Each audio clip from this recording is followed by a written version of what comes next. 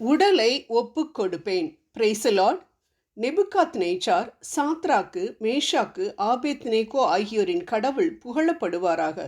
தங்கள் கடவுளை தவிர வேறெந்த தெய்வத்தையும் பணிந்து தொழ மறுத்து அரசனது கட்டளையையும் பொருட்படுத்தாமல் அவர் மேல் நம்பிக்கை வைத்து தங்கள் உடலை கையளித்த அவருடைய ஊழியர்களை அவர் தம் தூதரை அனுப்பி மீட்டருளினார். ஆதலால் இவர்களின் கடவுளுக்கு எதிராக பழிச்சொல் கூறும் எந்த இனத்தவனும் கண்டம் துண்டமாக வெட்டப்படுவான். இதுவே என் ஆணை. ஏனெனில் இவ்வண்ணமாய் மீட்கின்ற ஆற்றல் படைத்த கடவுள் வேறொருவரும் இல்லை என்று கூறி இந்த வாலிபர்களுக்கு பெரும் பதவி அளித்து சிறப்பித்தான் என தானியேல் 3ஆம் அதிகாரத்தில் நாம் வாசிக்கின்றோம்.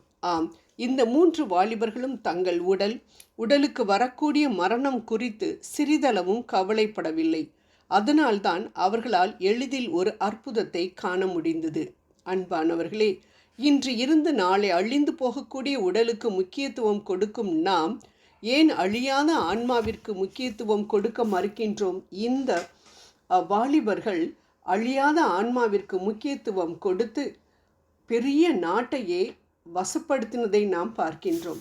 உடலுக்கும் மனதிற்கும் இடையே நடக்கும் போராட்டத்தில் பெரும்பாலும் உடல்தான் நமக்கு வெற்றி பெறுகின்றது.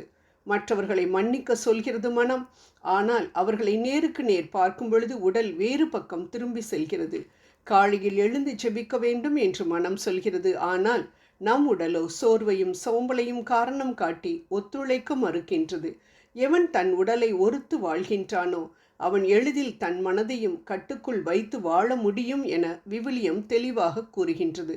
உலகின் அனைத்து இச்சைகளும் உடல் சார்ந்தவையாக இருப்பதால் நம் உடலை ஒடுக்குவது மிக மிக இன்றியமையாத காரியமாக இருக்கிறது. ரோமர் 8:13.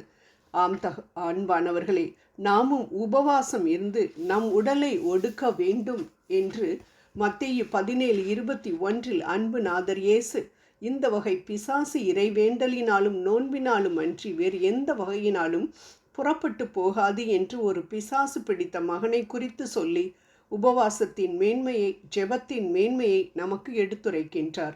ஆம் அன்பானவர்களை, தீர்க்க முடியாத பிரச்சனையா? குடும்பத்தில் உள்ள அனைவரும் சிறியவர் முதல் பெரியவர் வரை உபவாசம் இருந்து கைகோர்த்து ஜெபிப்போம்.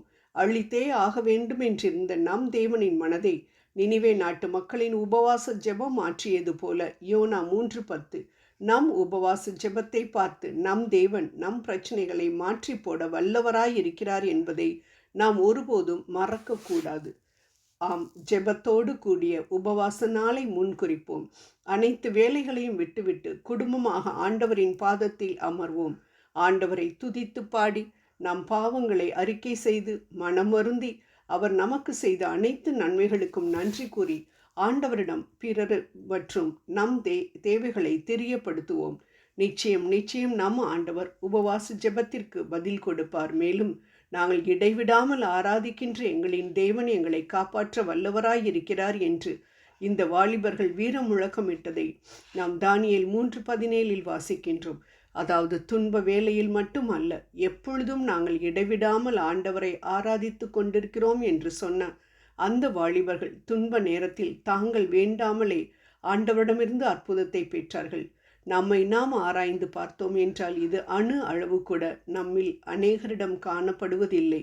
இடைவிடாமல் என்ன நடந்தாலும் எது நடந்தாலும் நாம் ஆண்டவரை தேடக்கூடிய ஆராதிக்கின்ற மனிதர்களாக இருந்தோம் என்றால் வெற்றி நிச்சயம். ஆகவே நம் உடலை நம் ஆண்டவருக்கு ஒப்பு கொடுப்போம், ஆராதனையோடு கூடிய ஜெபத்தின் மூலமாக. அன்பானவர்களே, மற்ற எதையும் நம்மால் விட முடியவில்லை என்றாலும் நம் உடலை குறித்ததான இச்சைகளை விடுவதில் நாம் மிகுந்த முக்கியத்துவம் நாம் காட்ட வேண்டும் என்று விவிலியம் சொல்லுகின்றது. ஏனென்றால் உடல்தான் அனைத்து பாவங்களுக்கும் காரணமாக அமைகின்றது என்பதையும் நாம் பார்க்கின்றோம். ஆகவே உடலை ஒடுக்குவோம். அதில் உள்ள இச்சைகளை சிலுவையில் அறைந்து மற்ற ஆண்டவருக்கு முன்பாக நாம் நீதிமான்களாக காணப்படும் பொழுது நாம் வேண்டுவது எல்லாம் நாம் கேட்காமலே ஆண்டவர் தக்க நேரத்தில் கொடுப்பார் என்பதில் சந்தேகமே இல்லை. ஜெபம் செய்வோம். அன்பின் தெய்வமே, நாங்கள் ஒருபொழுதும் அழிந்து போகும் இவ்வுடலுக்கு முக்கியத்துவம் கொடுக்காமல் அழியாத ஆன்மாவிற்கு முக்கியத்துவம் கொடுக்க கிருபை புரிந்தருளும். ஆமேன்.